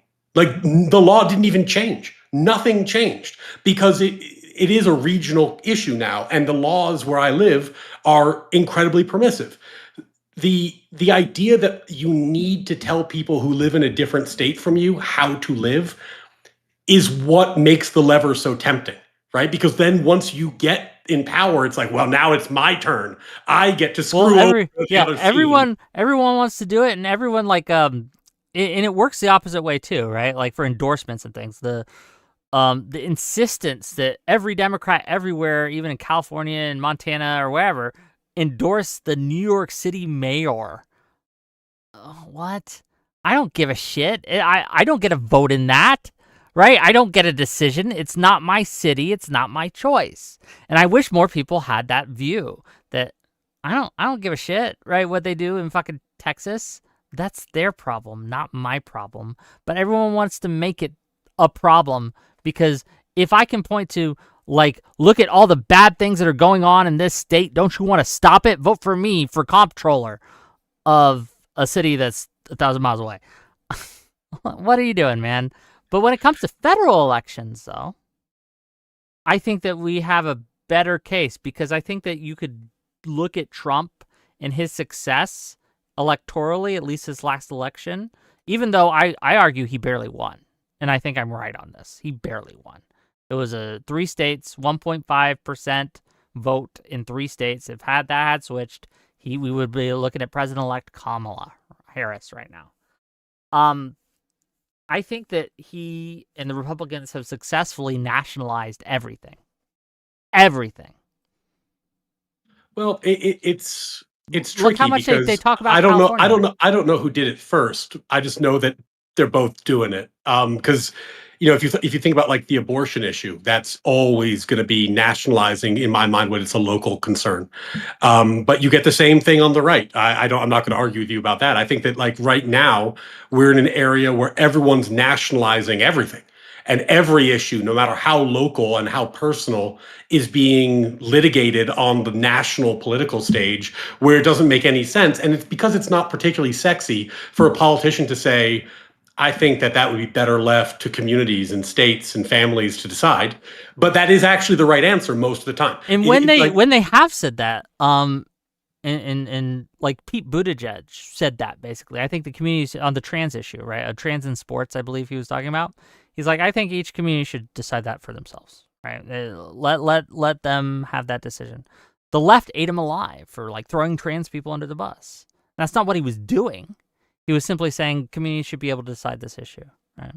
Yeah, and that one of the things about the left that's particularly unforgiving is exactly what you just described there. Like, I mean, Trump came out and said the exact same thing about abortion, and that's apparently fine. Because he's resisted the call for a national abortion ban. A lot of the right went after him for that. They did, but not enough. I mean, maybe he's just a more popular figure. Well, hold on. The right has an advantage in that they'll go lockstep way more than the left will, in my opinion. Right? The right, they will have their misgivings, but they will like, well, he's our guy. We're gonna support him. We're gonna line up behind him. We're gonna pull that lever for him because he's not a Democrat, and he is our guy. And I think the Democrats don't do that to the same extent. I think that they were like, well, if we can't have our exact way, we're just not going to vote at all. And I think there's this asymmetry here. There's definitely an asymmetry. Nobody likes it when I make this point. Like I think every time I make this point online, I get some kind of crazy ratio in terms of how it's received. But there is absolutely an asymmetry. Stuff that works on the right does not work on the left, and vice versa. Like I think that when the left wins, it's because they have an inspirational, common sensey Clinton, Obama type figure who can unite disparate interests and make a big tent feel sexy and feel practical and feel like there's a common goal and feel like everyone's marching together. And I think that actually works on the left. Yeah. On the right, I think that the right is more cohesive as a base by nature. And I think that, some of what Trump has figured out is that when you get into a rolling in the mud, rally your base contest, he has a structural advantage. It just works better for him. That might not be true post-Trump, but in the Trump era, I think that sort of fight. I do wonder if that hurts them long term, the Republicans long term, because as you said, and I'm not sure I agree. I'd have to think about it more, but I'm not sure I disagree. That Trump has a pull about him that makes the fringe vote in a way that other Republican candidates won't. I'd have to think about more if that's true or not. But assuming it is, I think that like him relying on that and Republicans relying on that to barely win means that when that goes away, they're gonna have a lot of ground to make up. A lot of ground to make up. That said, there are warning signs for Democrats coming up too. Registration differences are pretty apparent, right? There's just different data points we can point to right now to give each side hope and each side something to fear. I do worry when my side tends to look at like special elections and how they go wildly for the Democrats and then assume that it's going to carry on into general elections, into on-year elections and things like that. I don't know if it necessarily will. I think it's going to be there's different dynamics here. And so I don't want people to get complacent and look at like huge swings that we saw. What was the most recent one? It was in a red district, but it swung like 20, 30 points Democrat for their special election. It was just like last week, maybe the week before. You know what I'm talking about? Oh yeah. I can't quite remember where it was though. Yeah, I'm blanking on it, right? But a lot of people were promoting that. It's like, see, the Democrats are winning. And not to rain on anyone's parade, but you cannot use that as a data point, right? You cannot use that to say anything broadly about the electorate right now. Hopefully, right, it'll translate to the general election, but I don't know if that's necessarily true. Let me read some of these super chats. $5 from Old Scotty to say separation of school and religion was almost lost in a 4-4 decision because Barrett recused. If she had not, private schools would be receiving public money. Thank you for the $5. $20 from Grassroots Hegemon to say conservatives win, Republicans barely win. Thank you for the $20. I mean, I think, kind of melding the topics here, what I would like to see in a post-Trump world, assuming that the hypothesis that his particular magnetism isn't transferable is true. Oh, do you think he's sick? By the way, I'm sorry to interrupt you, but like there's have you seen the whole Trump hasn't been in public for a few days and therefore he's dying? Yeah, I don't think I have reason to believe he's dying, but I mean, he's old and he's not particularly slim. So the idea that he has vein problems and circulation problems strikes me as it would be implausible that he didn't. So yeah, I think there's certainly a risk that he has health condition problems. I mean, he's a man of a certain age. I look, I think it's conspiratorial thinking, okay? But it is worth wondering what happens if he does die in office, right? What does that look like for our nation? What does that look like for the Republican Party? What does that look like for this administration? Obviously, we know who's going to be vice president. It'll be who's going to be the new president. It'll be J.D. Vance. That's just written in the Constitution. We know how that will play out. But like, will he be able to get anything done, or will he spend the whole time fighting for control, right, in this new world, right, this post-Trump world? It's just interesting to think about. It will be interesting. I don't know if you watched his interviews down the stretch of the presidential election, like when he was on Rogan and Theo Vaughn and I watched a couple, not a ton, right? But he's a political talent. He's very good. He's going to appeal to a lot of people. So I think that he's going to be in a strong position if something like that happened.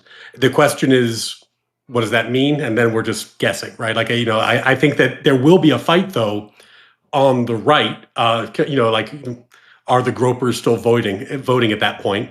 And I do think that would be the moment for somebody, left or right, somebody to come out and say, actually, no, it's time to pivot, and we're going to actually start talking about how we opened the show. Like, this is the American propositional set of values. This is what they are. This is why I think my party is better equipped to deliver on them. I think Democrats should. Like, I think Democrats should be the ones to do this because, well, I've seen you ask the question, like, what do Democrats stand for, right? And there is a current intra-party fight about that. I think now is the time for liberals within the Democratic Party, and I think we are far more than the leftists, right, to stand up and say, okay, this is what we're offering, a return to our foundational principles that we have in the Declaration of Independence. And I think the nation is hungry for that, right? We're tired. We're tired of the fringes calling all the shots and being the loudest voice in the room. So we just need to tell them to, like, no, there's more of us than there are of you. We are louder, we are stronger, and we are right and you're not. And we're going to sell that to the American people. Like, all this MAGA extremism, we reject that. All this leftist extremism, we reject that. We're going to bring back normal to America. Make America normal again. And I think that's a hell of a sales pitch. That's a hell of a sales pitch. That's what we need to do. And I worry that we're not going to, because we have to fight with people like Taylor Lorenz, who, like, oh, there's dark money that's coming in, and making all these kind of assertions with no evidence. I don't know. I don't mean to go on a rant. Please go ahead. Yeah, I mean, I would love to see that come from the left. I'd love to see that come from the right. I'd love to see it come from anybody, to be totally honest with you. And I think it is a compelling sales pitch. It should win. And I think the Trump era is going to be unique. And I think that once we're post Trump, there could be a pivot, and now's the time to do it. And it's going to be a little bit like, I know you and I talked about Doge, and I really wanted it to work, even though I suspected it wouldn't. And it didn't work. And the reason I wanted it to work is that our deficit is a major problem. And it seemed like a once in a generation opportunity, even though it was squandered. When Biden took office, I thought that was a once in a generation opportunity to restrain executive power, even though it was squandered. This might be a once in a generation opportunity to pivot from catering to the extremes to catering towards the core American propositional values. Will we squander it? I don't know. We're not batting a good average right now, but we've got to win one of these eventually. This is So why I'm worried about the Heritage American stuff, because that's not normal, and they're propositioning it. They're trying to sell it as if it was normal. That, oh, well, we've always been a nation of people. That this is their line, and it's very insidious. They're like, we're not an economic zone. We're a people. We're a bloodline. And America's never been that. no, I mean it has never been that, and I think that there is no historic argument for that that bears any scrutiny. I think that what they'll look at is they'll look at lines like "We the People" and say that that is what gives them the hook into this kind of like ahistoric rhetoric. But if you actually read the Declaration of Independence, it talks about all men being created equal. It talks about all men having natural rights, among them being life, liberty, and the pursuit of happiness. It talks about the fact that the government must derive its power from the consent of the governed. So yes, we the people said something. That doesn't mean we the ethno state. There's no reading of that. Now, did the founders happen to be majority European? Absolutely. But look, my family's Irish and Norwegian. Like, we were not over here on the Mayflower. Like, the idea that that is somehow excluded is laughable, particularly because if you go back in our history, the Irish were second class citizens and were degraded and were looked down upon for a long time Yeah, America until, has not lived up, in many cases, to its initial no, values. And then we can all it, point to periods in history where that was the case, slavery being the it, most famous way. it's it's messy. It's messy, but that's okay. That's the process. Like, we're trying to figure out what it means to be a nation that abides by natural law. We don't have all the answers. We're doing the best we can, and we're moving in that direction. And that is an important story. And this idea that we would just suddenly become an ethno state, or even more weirdly, a religious state, it just seems completely contrary to any founding document you could reference. I Well, don't they even don't know care what they'd be about looking at. this is a problem. Like with this argumentation and this line of argumentation, they don't give a shit what the founding documents say. They're like, well, we want this, and we're going to make an argument that it'll make everyone's lives better. And by everyone, we mean the people we consider people, which are heritage Americans and Christians, and not all Christians, just the Christians that happen to agree with us. So our specific brand of Christianity. I don't know. It's just like, this is a problem we have, is we are fighting people who do not care about a lot of things, facts being one of them, but also the history of the nation being another. And it's all strongman theory, and it's so frustrating. And this is where I think the right had a point when people were like when people were tearing down statues of Jefferson. Like, this is a problem, because in order to, like, the American proposition is very fragile.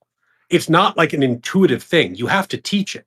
You have to teach people that it's valuable. You have to teach people that it's a noble pursuit. And you have to teach people that it's a moral claim that we are obligated to live up to. And that isn't something that happens by itself. And there's a thing that happened. I don't know if you had this experience, but for me, like, when I was in like edgy and in, college, and 9/11 had just happened, and it was very cool to be patriotic for like 6 months, and then it was very cool to be very anti-American after that. everybody in university was like, "Oh my God, Look, the didn't we young deserve it? That's Didn't always we this, yeah, didn't we that's have it always been the coming?" case Yeah. though. It's always been like the colleges, being a teenager and a young 20s guy, it's always been cool to be counterculture. And yeah, it's just that's always been with us. And you're Okay. right though that there was a time where like you were like, "Oh, America sucks. Yeah, we're going to fight the system, bro." But most people grow out of that shit. Well, but then imagine your college professors are like, "Yes, America does suck."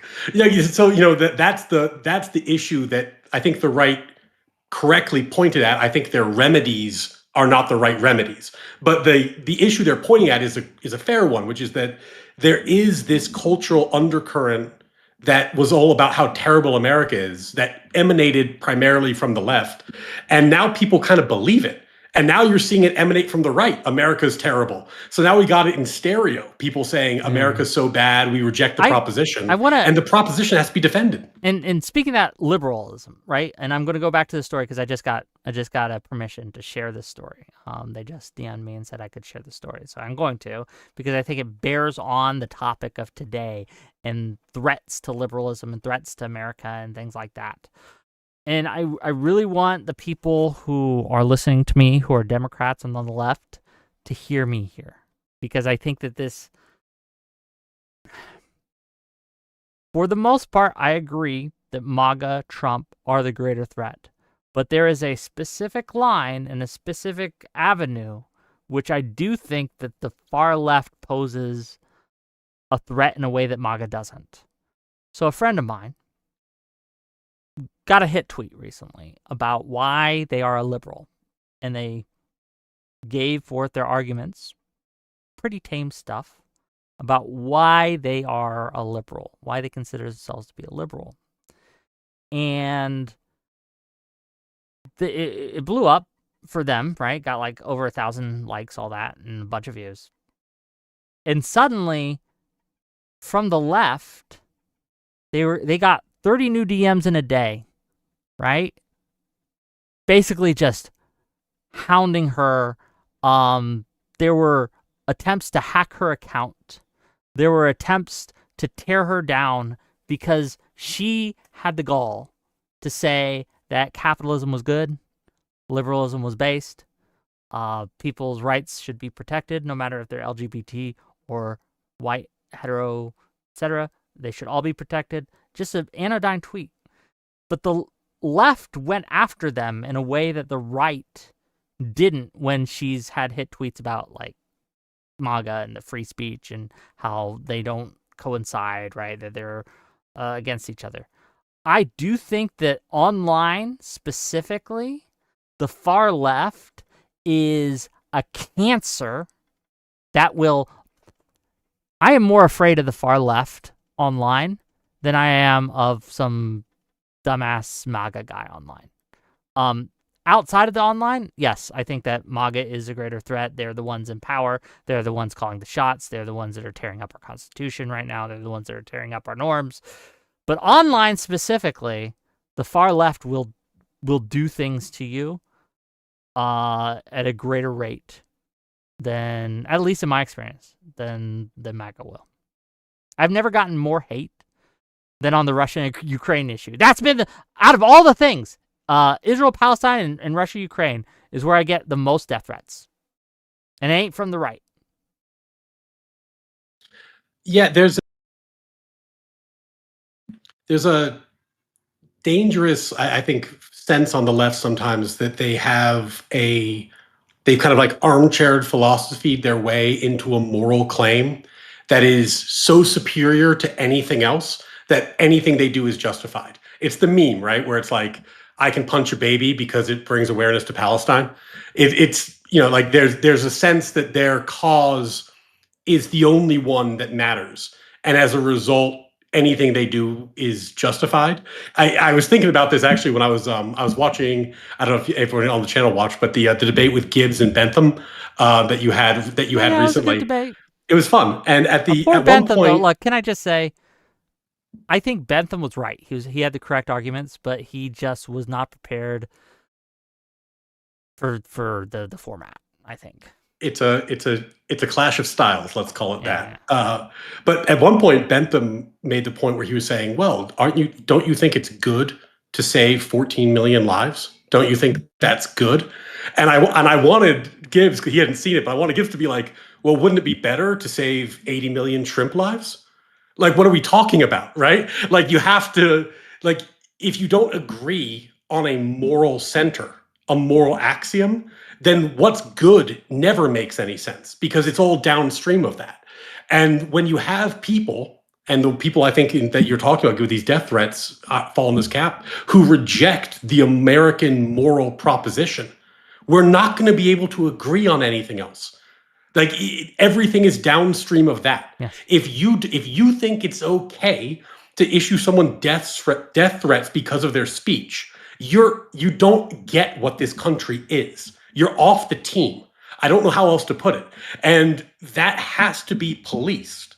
And it has to be policed vigorously. And maybe the left needs some Sister Soldier moments, and maybe the right's going to need to have whatever the equivalent is, where you can start saying, no, that's a fundamentally un-American thing to do. And if that's who you are, we don't want your support. Fuck off. We're done. Like, there has to be a guardrail around our core values. Otherwise, they're just going to be at the mercy of these predatory forces and their endless word games and attempts to turn things into their own moral system, where it's like, no, we actually have to have some center as a country.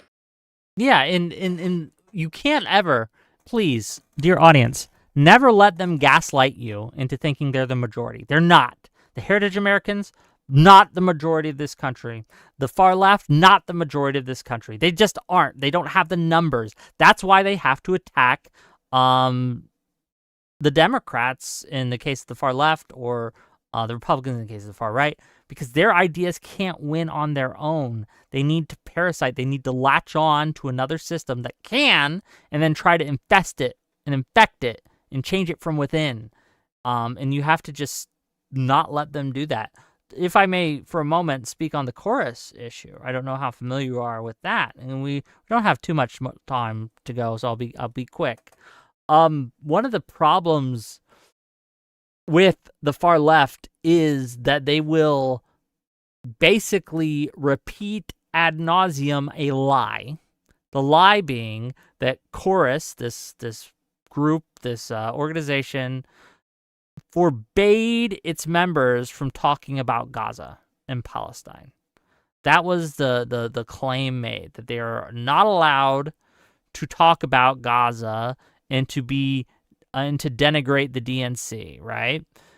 There has since been a number of debunkings of this where they show Chorus members who are being paid talking about Gaza, denigrating the DNC, doing all the things that the people who on the left claim that they're not able to do.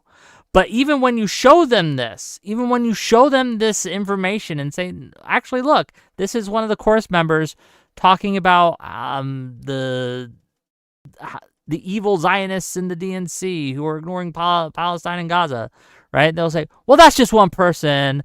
They just did it as a token, right? They'll just make up these excuses to ignore reality because it doesn't conform with their worldview. And this is, in the span of 3 days, or maybe a little longer, a few people with the audience totaling in the millions has created out of nothing this new reality that leftists are going to push until the sun goes out. How do we combat that? I don't know. The only thing I can think of is we just need to get rid of these people. And I'm not talking like, oh, look, okay. No, not like that. I'm talking about politically. Get rid of them. They are not welcome. Do not listen to them. Do not give them a seat at the table at all. They have demonstrated that they are your enemy. Don't let them in the house. I don't know. No, they can't be trusted. I totally agree with you. And I think that this is another asymmetry, because there's been similar, in fact, worse allegations and scandals on the right in terms of people getting paid. And it didn't really matter very much in the long term. And part of the reason is when Citizens United was decided, Everyone on the right was happy with it. Everyone on the left was upset about it. So on the left, the phrase dark money has some kind of magic power associated with it. But in reality, the idea that people are politically motivated and they'd like to support people who have the same views that they do and get that into the media makes total sense. It's not at all weird. What Like does dark money even mean? Like a super chat no, is dark money technically, because I don't know the funding of the super chat. a super chat is of course dark money. Yes. But like, if somebody, for example, if somebody was like, "Oh man, I really like Wick. I want to give him a super chat," but you know what? I can't really afford to drop a $20 super chat myself every night. Maybe me and a few friends will come together, we'll pool our resources, we'll make a little organization, and now we're going to give him a super chat. Is that suddenly some kind of nefarious thing because there's a few people who want to give you a super chat?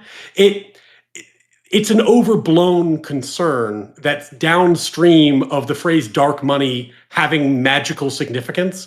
But in reality, I think it's voodoo. I don't think it has any, I don't think it's actually defined in any useful way. I don't know what it's supposed to mean. I just know that on the left, it's kept it's a vague as sign of purpose. security to reject dark money. Yeah, It's a sign and symbol. It's kept vague on purpose so that they can look at someone they don't like, that they don't have really any attack against, and make up an attack against them and claim that the funding that they are getting is dark money, right? Because again, dark money is a meaningless term. Like people say, it's money you don't know the source of.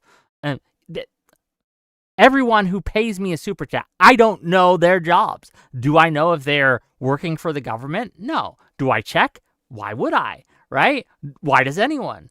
And again, who's cashing their checks? Who's super chatting the super chatters, as I said it kind of ironically, right? But this transparency demand that a lot of these people on the left only flows one way, right?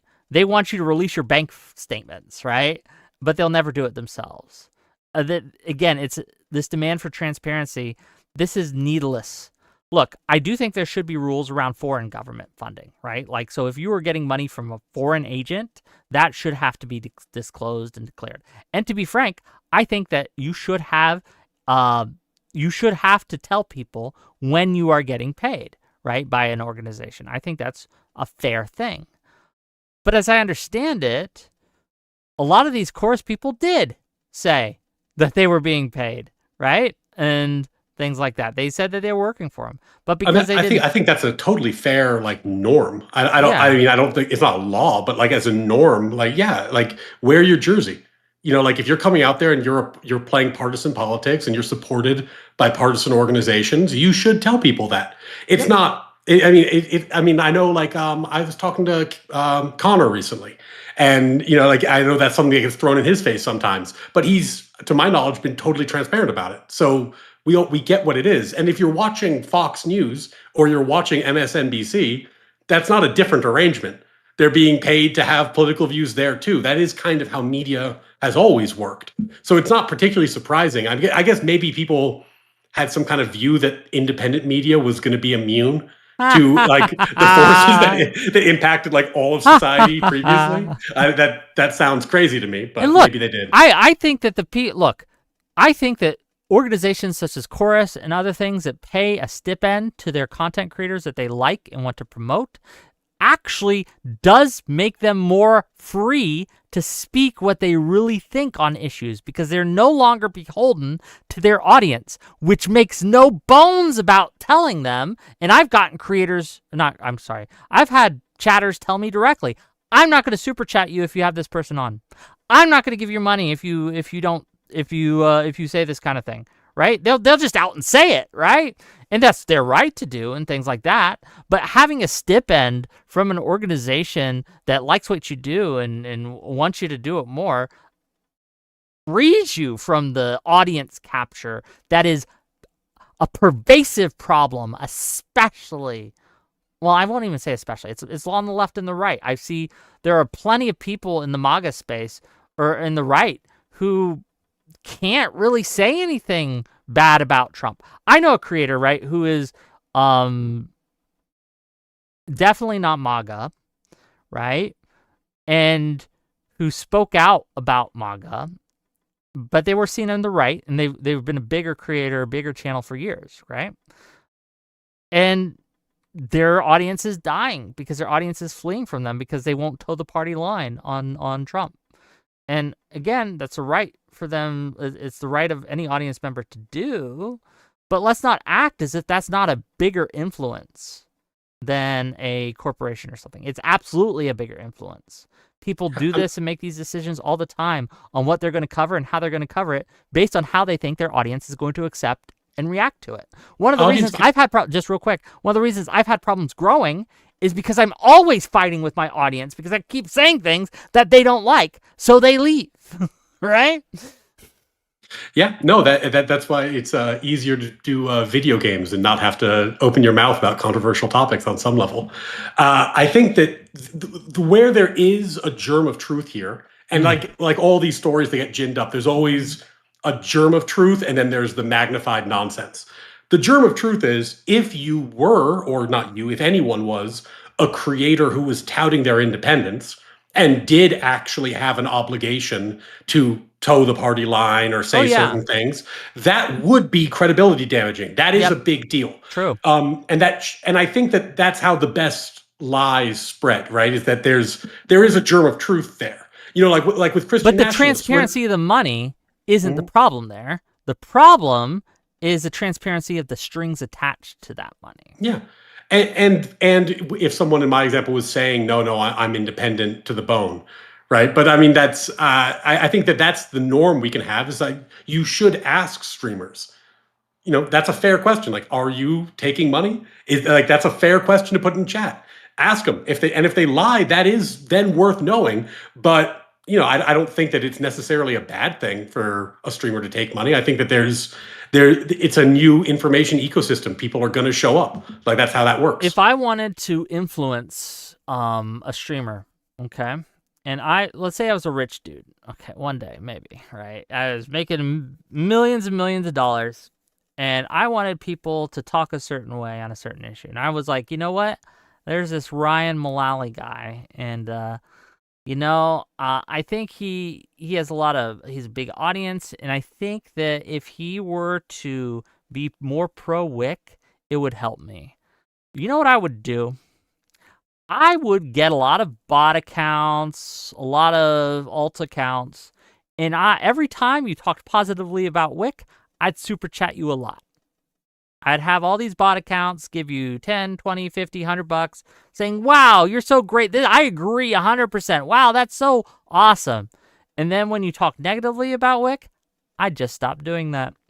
And you would naturally, because you're not dumb, see the correlation like, oh, hey, look, when I talk about Wick positively, I make a lot of money. I get a lot of views. I get a lot of good attention. When I don't talk about him or I talk negatively about him, I don't. And you will naturally, through this incentive structure, begin to be more pro-Wick. And I can do that. It's totally legal. Nothing's wrong. Like, it's undetectable because no one checks who their super chats are from. No one. Not a single goddamn soul. Okay? Like, the only time I've ever checked a super chat is when Lex Friedman used to donate to me. And I was like, is that really Lex Friedman? And I did check. And it was, but like in the normal course of things, if like Grassroots Hegemon gave me $20, I don't know who he is. Like, is he from the government? Is he from an organization? I don't know. What do you think you have to do to get Lex Friedman's super chats back? I think I have to talk more pro-Russia. Honestly, I don't know. Like, he blocked me because I kept being pro-Ukraine. So that sucks. So there you go. You're a pure man in a dirty world. And you know what? Everyone still gives me shit about that. Even today, they're like, aren't you friends with Lex Friedman? And look, I would love to be friends with Lex Friedman, honestly. Even if he is entirely wrong about Russia and Ukraine. But he decided he's going to block me because of that. Well, this is segue to our whole conversation. But yeah. I think it's important for people to start recognizing what's within the zone of disagreement that's acceptable and what's like these boundaries that are un-American we're talking about. Like, should America be involved in a foreign conflict? That's very much within the boundaries. That's a policy discussion. We should argue about it.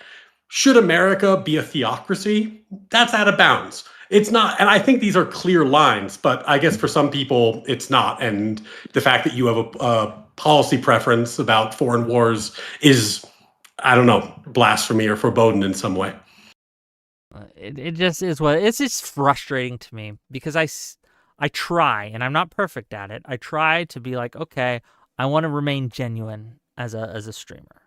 And look, I have had if I had towed the line, I'm gonna tell you this, right? I'm not like if I had towed the line with the Lex Friedman stuff, well, I would have a show with Lex Friedman right now. I'm not kidding. I'm not kidding. And the clout and the money that would have come from that. I don't know. And then when people accuse me like, "Oh, you're just sucking up because you're getting paid by blah blah blah," or you just want to keep these clout friendships and you are afraid to criticize people, make that's not. It's just the opposite of reality, and it frustrates me to the bone. Okay, to the bone. But anyway, it's late. It's almost 8 o'clock. I don't want to keep you here too long. Give us your closing thoughts on all of this. Go. America is a propositional nation. It's a proposition worth defending. We were founded on the idea that there are fundamental natural rights that are inherent to us, to who we are, and that we should have a government that honors and protects them. And that's who we are. That's what we're doing. And you can tell when people are attacking that because if you understand it, you'll hear the lies. When someone comes in and says, and there's always a germ of truth in the great lie, they'll say, well, wasn't slavery real bad? And you'll go, yes, slavery was real bad. They'll go, so then shouldn't we reject the American experiment? No, because we are getting better. And on the right, when someone comes in and says, well, isn't it true that most of the founders were Christian? And you're like, yeah, that is true. And they say, well, isn't it true that there seems to be a lack of a moral center in today's America? And you're like, that does strike me as a problem. But that's not a reason to have a theocracy. And they'll come in with the sweet germ of truth. But if you understand where the boundaries are, it's easier to resist them. And hopefully we can do that and start telling a sexier story about why these values matter. And the next time we have an election, it'll be less stupid. That's where I'm at. It'll be, oh, you sweet summer child. Less stupid elections. I hope you're right. I fear you're wrong. Gang, if you want to find, where can people find you if they want to find you? You can follow me on X or YouTube. Information's on the screen. Ryan C. Mullally. I've got the tiniest YouTube channel in the world, but I am trying to start uploading things as my Luddite technology allows. Okay, well, thank you for coming. I'll talk to you later. Okay, buddy? Always a pleasure, buddy. Bye. See you later. Man, oh man, oh man. Man, oh man, oh man. Did you guys like that conversation? Look, it wasn't I don't know. What do you want me to fight about exactly? I think we have already gone over our disagreements. He is much more both sidesy than I am. But I did want to, and I think we did talk about like these core values, which I think me and Ryan share. We disagree on the application on occasion. But yeah, I hope this is a good start to the week. I hope you guys enjoyed that. I hope you guys had fun. I'm waiting for Prime to go live so I can write into him. What do we got coming up for the week? Okay, so first of all, if you did enjoy this content, hit that like button, hit that subscribe button. If you're following me on Twitch, hit that follow button. Feder Methodist for $5 says, I only watch this so I could fart on you for hosting another dummy dance. Imagine my disappointment when you had a great convo. Good job, Doodles. I tried it. Look, no one likes my great combos, though, gang. You guys only watch me when I have debates and stuff. These combos are probably my least numbers-wise productive shows. You guys are incentivizing me, okay? This is the thing. Like tomorrow, it's going to be the Wick and Tolly show. And we're going to have a lawyer on to discuss the Amanda Knox, sorry, trial. And how Amanda Knox is probably guilty. In this lawyer's opinion, at least. So that should be an interesting conversation. Tali set it up. You can tell because it's true crimey. Okay, so that's why the woman would do it, right? Yeah, get it, guys. Okay, anyway. So it should be a good conversation. I'm interested in hearing what he has to say and kind of going through the case with him and why he believes what he does. It's going to be really fun. Tune in, 6 p.m. Eastern tomorrow. $20 from Alexander Wynn to say, don't base too much off holiday weekends. Mine has been consumed. Well, thank you for the $20. And yeah, also it is Labor Day weekend, so who knows, right? But I hope the people who look, I'm gonna hold. Here's the deal, gang. Here's the long and short of it. I'm gonna do the content I enjoy. If you don't like it, you don't have to watch. Okay, but I'm gonna do it anyway, even if only 2 of you show up. So, sorry. Thursday. Thursday's gonna be a fun one, gang. Thursday, we're going to have on a few people to debate about the chorus scandal, quote unquote, and Taylor Lorenz's accusations. I tried to get the Vanguard boys in, but they're pussies and wanted to charge me $8,000 for them to come on. Of course, they didn't really want the $8,000. That was simply an excuse for them not to have to back up any of those lies that they were spreading, okay? Those basic falsehoods. But yeah, the pussy boys, the Vanguard bros, okay, didn't want to come. And that's too bad, so sad. But we will have others on, both for and against the chorus scandal, such as it is. And it should be an interesting, good debate. So tune in. We're keeping this week light because last week was chock full of juicy, juicy content. And I needed a slight break. We might, depending if I can bully them into it, bully someone into it, we might have a call-in show on Wednesday. I'm out of focus? Am I in focus? We're about to leave. So it doesn't matter. We're going right into Prime Kai's. Okay. So let him know this is a hate raid. And I'll see you guys tomorrow, 6 p.m. Eastern. Check us out.